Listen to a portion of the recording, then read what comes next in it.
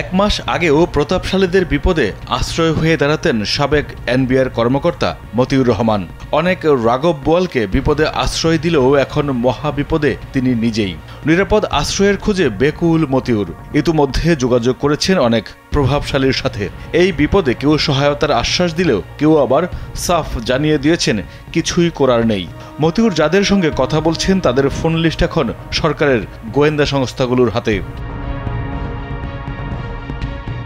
এনবিআরের সদ্য বিদায়ে আলোচিত কর্মকর্তা মতিউর রহমান ও তার পরিবারের সদস্যদের আয়কর নথি থেকে বিপুল সম্পদের তথ্য পেয়েছে দুর্নীতি দমন কমিশন।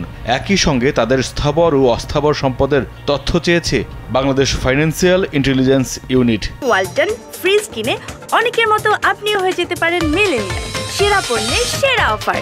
এনবিআর সহ বিভিন্ন দপ্তরে চলছে চিঠি চালাচালি। মতিউর ও তার পরিবারের সদস্যদের যেসব সম্পদের তথ্য পাওয়া গেছে তা বিশ্লেষণ করে এ সপ্তাহে সকল স্থাবর সম্পদ জব্দ বা ক্রয় করার কথা রয়েছে। এছাড়া অস্থাবর সম্পদ ফ্রিজ বা অবরুদ্ধ করার নির্দেশনা চেয়ে আদালতে আবেদন করা হবে বলে জানা গেছে। ছাগলকাণ্ডের পর কেঁচু খুঁড়তে গিয়ে যখন বেরিয়ে আসে সাপ, তখন নিজেকে রক্ষায় প্রভাবশালীদের কাছে ধর্ণা দিচ্ছেন মতিউর। দুদকের অনুসন্ধান কমিটির পাশাপাশি মতিউরের বিরুদ্ধে তদন্ত কমিটি গঠন করেছে এনবিআরের কেন্দ্রীয় গোয়েন্দা সেল সিআইসি। এত বিপদ যখন চারদিকে, তখন মতিউরকে বাঁচাতে মাঠে নেমেছে প্রভাবশালী একটি গ্রুপ। তারা ইতিমধ্যে বিভিন্ন মহলে শুরু করেছে দেন দরবারও। চক্রটিতে রয়েছে দেশের সর্বোচ্চ দফতরের কর্মকর্তা, এনবিআর, বাংলাদেশ ব্যাংক ও একাধিক মন্ত্রণালয়ের প্রভাবশালী ও মতিউরের সুবিধাভোগী অংশীজন। নাম প্রকাশ না করার শর্তে এনবিআরের একজন কর্মকর্তা জানিয়েছেন, সিআইসি মতিউরের আয়কর ফাইলে দেখানো আয় ব্যয় ও সম্পদের অনুসন্ধান করছে। তার পরিবারের সদস্যদের বিষয়েও তদন্ত করা হবে। তবে মতিউরের বিষয়ে বিশেষ গুরুত্ব দেওয়া হচ্ছে। মতিউরকে এক বিন্দু ছাড় দিতে রাজি নয় সিআইসি।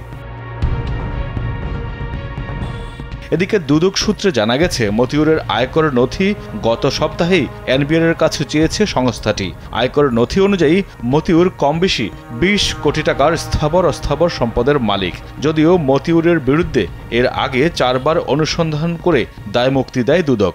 এমন বিপদের দিন আসতে পারে ভেবে মতিউর আগে থেকেই সম্পদ নিজের নামে না করে পরিবারের সদস্যদের নামে করেছেন বলেও মনে করেন অনেকেই। দুদকের আবেদনের পরিপ্রেক্ষিতে এরই মধ্যে মতিউর ও তার পরিবারের 7 সদস্যের ব্যাংক হিসাব জব্দের আদেশ দিয়েছে Bangladesh financial intelligence unit BFIU. একই সঙ্গে তাদের বেনিফিশিয়ারি ওনার্স বা বিউ অ্যাকাউন্ট ফ্রিজ করেছে পুঁজিবাজার নিয়ন্ত্রণ সংস্থা।